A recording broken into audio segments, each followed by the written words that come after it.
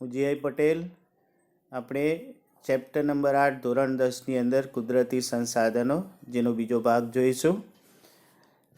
બીજા ભાગની અંદર જે સંસાધનો વિશેની માહિતી હતી એના વિશે આપણે જોઈ લીધું. હવે બીજા ભાગમાં સંસાધનનો ઉપયોગ અને તેની જાળવણી કેવી છે એના માટેની વાત કરીશું. તો સંસાધનનું આયોજન અને સંરક્ષણ માટે જરૂરી બાબતો જોઈએ. કારણ કે આયોજન એટલા માટે કરવું જોઈએ કારણ કે મેં પહેલાં કહ્યું હતું તમને કે સંસાધનો બહુ મર્યાદિત છે, જે આપણને ફરીથી મળવાના નથી. એટલા માટે એને આયોજન કરી અને પછી જ આપણે તેનો ઉપયોગ કરવો જોઈએ. એનું સંરક્ષણ જરૂરી છે. તો આપણે જોઈએ, સંસાધનોના આડેધડ ઉપયોગ અને અવિવેકપૂર્ણ વપરાશને લીધે સંસાધનો નજીકના ભવિષ્યમાં ખૂટી જવાનો સંભવ છે. કારણ કે આડેધડ ઉપયોગ કરીશું, અવિવેકપૂર્વક ઉપયોગ કરીશું તો નજીકના ભવિષ્યમાં કદાચ આપણને એ સંસાધનો મળશે નહીં અને માનવીનું ભાવિ અંધકારમય બની જશે.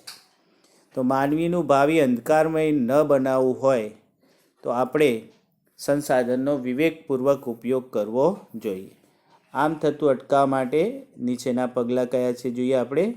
તો સૌથી પહેલાં દેશ કે પ્રદેશને એક એકમ ગણી તેના ઉપયોગમાં લેવાયેલ વપરાયેલ કે સંભવિત સાધનોની પ્રાપ્યતા અને તેની વિશેષતાઓની જાણકારી. વિશેષતાઓ એટલા માટે કે આ જે બધી વસ્તુઓ છે કે જે વપરાયેલી છે, આપણે એનો ઉપયોગ કરતા નથી, એવા ખનિજો આપણા માટે કઈ રીતે ઉપયોગી છે, કઈ જગ્યાએ ઉપયોગી છે, એની વિશેષતાઓ જાણી અને પછી આપણે એવા સંસાધનોને બહાર કાઢીશું. અનવીનીકરણ સંસાધનનો વપરાશ વૈજ્ઞાનિક ઢબે થવો જોઈએ અને અનિવાર્ય હોય તો જ એનો ઉપયોગ કરીશું, બાકી નહીં. કારણ કે અનવીનીકરણ સંસાધનો એવા છે કે જે આપણને ફરીથી મળવાના નથી. સંસાધનોની માત્રા વધારી શકાય તેવા પ્રયત્નો કરવા જોઈએ. કારણ કે સંસાધનો એ મર્યાદિત છે. એવા સંસાધનો વધી શકે એ માટેના આપણે પ્રયત્ન કરશું અને કરવા જોઈએ. જે સંસાધનો સસ્તા હોય, સરળતાથી ઉપલબ્ધ હોય તેવા સંસાધનો માટે ઘર વપરાશ કરવાને બદલે કરકસરયુક્ત ઉપયોગ કરવો જોઈએ. કારણ કે વધુ પડતો વપરાશ એવા સંસાધનો માટે કરવો જોઈએ નહીં. તો સસ્તા હોય, સરળતાથી ઉપલબ્ધ હોય તેવા સંસાધનોનો ઉપયોગ કરવાને બદલે કરકસરથી એનો ઉપયોગ કરવો જોઈએ. વધારે પડતો ઉપયોગ ના કરવો જોઈએ, કરકસરથી ઉપયોગ કરવો જોઈએ, જેથી ભવિષ્યની પેઢીને તેનો લાભ મળી શકે. ભવિષ્યની પેઢીને લાભ આપવો હોય તો આપણે એવા સંસાધનનો ઉપયોગ કરકસર રીતે કરીશું કે જેથી કરીને ભવિષ્યમાં પણ ભવિષ્યના લોકોને એ સંસાધનો મળી શકે. જે સંસાધનો મર્યાદિત માત્રામાં હોય, ઓછા પ્રમાણમાં મતલબ, તો તેવા સંસાધનોને જાળવી રાખવા જોઈએ તથા ટેકનોલોજીનો વપરાશ કરી વૈકલ્પિક સ્ત્રોતોની શોધ કરવી જોઈએ. વૈકલ્પિક એટલે એના વપરાશ માટે અમુક સંસાધનો છે, એના વૈકલ્પિક ઉપયોગ ઘણા બધા છે અને એનો ઉપયોગ કરીને આપણે લાંબા સમય સુધી એનો લાભ લઈ શકીએ. સંસાધનોના સંરક્ષણ માટે જરૂરી કાયદા બનાવવા જોઈએ અને તેનો ચુસ્ત રીતે અમલ કરવો જોઈએ. કારણ કે કાયદાઓ બનાવ્યા પછી જો એ કાયદાનો ઉપયોગ કરવામાં ના આવે તો એ સંસાધનો આપણને લાંબા સમય સુધી ઉપયોગમાં એટલે કે એનો ઉપયોગ કરી શકીશું નહીં. સરકારી તંત્ર દ્વારા લોકો સંસાધનનો વિવેકપૂર્ણ ઉપયોગ કરે તે માટે જનજાગૃતિ લાવવા પ્રયાસો કરવા જોઈએ. લોકોની અંદર જો જાગૃતિ નહીં આવે તો સંસાધનો વિવેકપૂર્વક એ ઉપયોગ કરી શકશે નહીં. તો આ સંસાધનનો આપણે વિવેકપૂર્વક ઉપયોગ કરવા માટે સૌથી પહેલાં તો આપણે એનું આયોજન કરીશું અને એનું સંરક્ષણ કરવાનો પ્રયત્ન કરીશું. હવે જોઈએ આપણે જમીન. તો જમીનનું નિર્માણ કેવી રીતે થાય છે અને જમીનના કયા પ્રકારો કોના આધારે પાડવામાં આવશે. તો જમીનનો સામાન્ય અર્થ સપાટી પરનું ઉપલું પડ કે જેમાં વનસ્પતિ ઉગે છે તેવો થાય છે. જમીનનો સામાન્ય અર્થ સપાટી પરનું ઉપલું પડ જેમાં વનસ્પતિ ઉગે તેવો થાય છે, જેને જમીન કહેવામાં આવે. જમીન પૃથ્વીના પોપડા પરના અનેક કારણોથી બનેલું પાતળું પડ છે. કેવું છે? પાતળું પડ, જેમાં ખનિજ, ભેજ, હ્યુમસ તથા હવા ભળેલી હોય છે. ખનિજ, ભેજ, હ્યુમસ તથા હવા ભળેલી હોય છે. એ સિવાય પણ જોઈએ કુદરતી પરિબળો જેવા કે વરસાદ, પવન, વનસ્પતિ, હિમ, ગરમી, ઠંડી વગેરેને લીધે ખડકો ઘસાય છે અને તેનું ધોવાણ થાય છે. એમાંથી બારીક ભૂક્કો બને છે. આ ભૂક્કામાંથી વનસ્પતિ તથા જીવજંતુઓના વિઘટન કે સડવાથી તેમાં સેન્દ્રિય તત્વો ઉમેરાય છે અને આ રીતે જમીનોનું નિર્માણ થાય છે. તો જમીનના નિર્માણની અંદર આપણે જોઈએ તો ખનિજ, ભેજ, હ્યુમસ, હવા, વરસાદ, પવન, વનસ્પતિ, હિમ, ગરમી, ઠંડી, જીવજંતુઓના વિઘટન કે સડવાથી સેન્દ્રિય તત્વો, આ બધું જ મળે ને એમાંથી જમીનનું નિર્માણ થાય છે. જમીનના પ્રકાર નીચેની બાબતને ધ્યાનમાં રાખીને પાડીશું. તો રંગના આધારે, આબોહવાના આધારે, માતૃખડકોના આધારે, કણ રચનાને આધારે અને ફળદ્રુપતાને આધારે જમીનના પ્રકાર પાડવામાં આવે છે. હવે જમીનના પ્રકારો જે 8 પડેલા છે એ 8 ભાગનો જે પ્રશ્ન છે હવે પછીના વિડીયોમાં જોઈશું. પણ છેલ્લે મોસ્ટ આઈએમપી પ્રશ્નો એવા છે કે જે પરીક્ષામાં પૂછાઈ શકે એ પહેલાં જોઈ લઈએ. તો જમીન ધોવાણ એટલે શું? તેને અટકાવવાના ઉપાયો. તો જમીન ધોવાણ એટલે જમીનના કણોનું ગતિશીલ હવા કે પાણી દ્વારા એક સ્થળેથી બીજા સ્થળે સ્થળાંતર થવું. ગતિશીલ હવા હોય અથવા ઝડપથી પાણી આવતું હોય તો ઉપરની જે જમીનની ફળદ્રુપતા છે એ એક જગ્યાએથી બીજે જગ્યાએ જતી રહે છે. તો જે જમીનની ઉપરની ફળદ્રુપતા છે એ બીજે જગ્યાએ જવાથી એ જમીન પછી બિન ઉપજાઉ બની જાય છે, જેને જમીનનું ધોવાણ કહેવાય છે. જમીનનું ધોવાણ 2 રીતે થાય છે, કુદરતી રીતે અને કૃત્રિમ રીતે. કુદરતી રીતે જમીનના ધોવાણમાં ભારે વરસાદ, તોફાની પવન વગેરે દ્વારા થાય છે.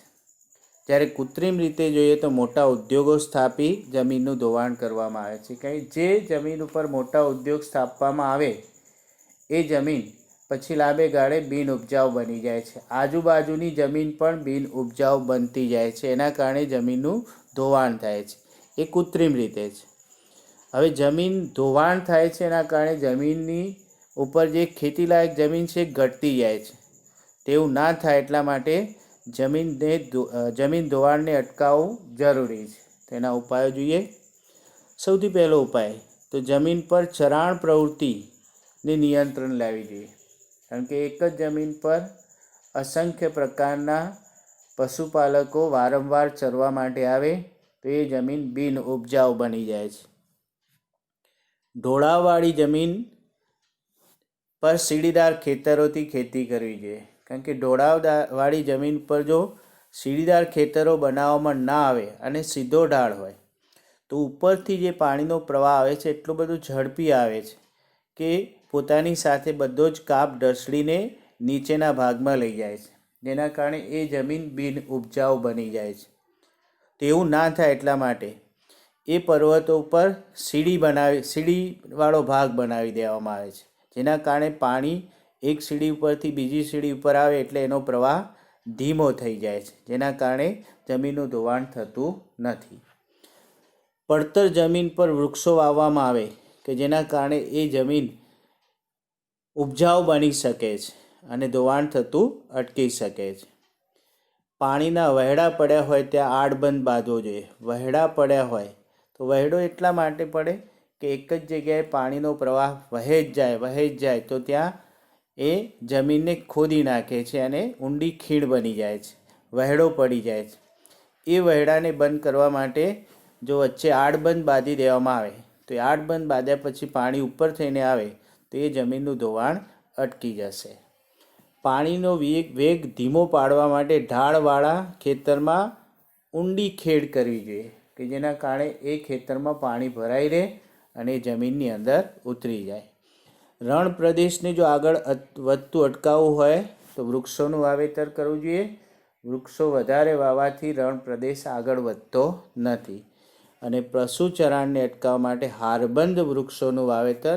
હારબંધ વૃક્ષ વાવવાથી શું થાય છે કે એ જે પશુઓ છે ખેતરમાં પ્રવેશી શકશે નહીં, એ આડબંધ થઈ જાય છે. એટલે ખેતર માટેની એક વાડ જેને કહીશું વાડ બની જાય છે, જેના કારણે પશુઓ ખેતરમાં પ્રવેશ કરી શકતા નથી. હવે જો ભૂમિ સંરક્ષણ એટલે શું, તેના ઉપાયો. કારણ કે ભૂમિ એ એક પ્રકારનું સંસાધન જ છે. ભૂમિ સંરક્ષણ એટલે જમીનનું ધોવાણ રોકીને જમીનની ગુણવત્તા જાળવવી. જમીનનું ધોવાણ રોકી જમીનની ગુણવત્તા જાળવવી એને કહેવાય ભૂમિનું સંરક્ષણ. જમીન સંરક્ષણનો સીધો સંબંધ માટી કણોને પોતાની મૂળ જગ્યાએ જાળવી રાખવાનો. કારણ કે માટી કણો એક જગ્યાએથી બીજી જગ્યાએ જતા રહે તો જમીનનું ધોવાણ થઈ જાય છે, જેના કારણે જમીન બિન ઉપજાઉ બની જાય છે. જો ભૂમિનું સંરક્ષણ ન થાય તો પૂરની શક્યતા વધી જાય. કારણ કે ભૂમિનું સંરક્ષણ ના થાય તો પૂર આવે, અને પૂર આવે તો વધારે ને વધારે જમીનને નુકસાન થાય છે અને જોખમ ઊભું થાય છે. માટે ભૂમિ સંરક્ષણ અત્યંત જરૂરી છે. ભૂમિ સંરક્ષણના ઉપાયો જોઈએ તો સૌથી પહેલો ઉપાય જંગલોનું પ્રમાણ વધારવું જોઈએ. જંગલનું પ્રમાણ વધારવાથી શું થાય છે કે જમીનના કણો એક જગ્યાએ જળવાઈ રહે છે. બીજું, નદીના કોતરો અને પહાડી ઢોળાવ પર વૃક્ષારોપણ કરવું જોઈએ. નદીનું કોતર હોય તો ત્યાં વૃક્ષ વાવવામાં આવે, ઢોળાવ હોય ત્યાં વૃક્ષ વાવવામાં આવે તો જે પાણીનો પ્રવાહ છે ઓછો થઈ જાય છે, જેના કારણે જમીનનું ધોવાણ થાય છે, અટકી જાય છે. રણ પ્રદેશને પણ આગળ વધતું અટકાવવું હોય તો વૃક્ષોની હારમાળા ઉગાડવી જોઈએ કે જેથી કરીને પવન ત્યાં રોકાઈ જાય અને જે ખારવાળો ભાગ છે એ જે ઉપજાઉ જમીન છે તે આવે નહીં અને એ જમીનને ઉપજાઉવાળી જ રાખે અને ધોવાણ થતું અટકાવી શકે. નદીઓના પૂર અન્ય સૂકી નદીઓમાં વાળવા જોઈએ. આપણે જોઈએ કે ઉનાળાની અંદર આપણી સાબરમતી નદી સુકાઈ જાય છે, તેમ છતાં આપણે રિવરફ્રન્ટ જોઈએ તો ત્યાં પાણી ભરેલું જોવા મળે છે. પણ એ પાણી સાબરમતી નદીમાંથી આવતું નહીં, પરંતુ નર્મદા નદીમાંથી કેનાલ દ્વારા આપણે એ નદીમાં ઠાલવીએ છીએ. તો એક નદીમાંથી બીજી નદીની અંદર આપણે પાણી લઈ જઈએ છીએ, જેના કારણે એ નદીમાં વધારે પાણી આવતું હોય તો પૂરથી એને બચાવી શકાય છે. અનિયંત્રિત ચરાણને અટકાવવું જોઈએ. કારણ કે અનિયંત્રિત ચરાણ જો અટકાવવામાં નહીં આવે તો એના કારણે જે જમીન છે એ જમીન ખેડલાયક હશે તો પણ બિન ખેડલાયક બની જાય છે.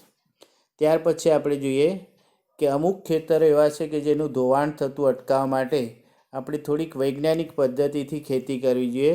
તો ક્ષિતિજ સમાંતર ખેડ અથવા સીડીદાર ખેતરો જેવી પદ્ધતિ અપનાવી આપણે જમીનનું ધોવાણ અટકાવી શકીએ છીએ અને ભૂમિને બચાવી શકીએ.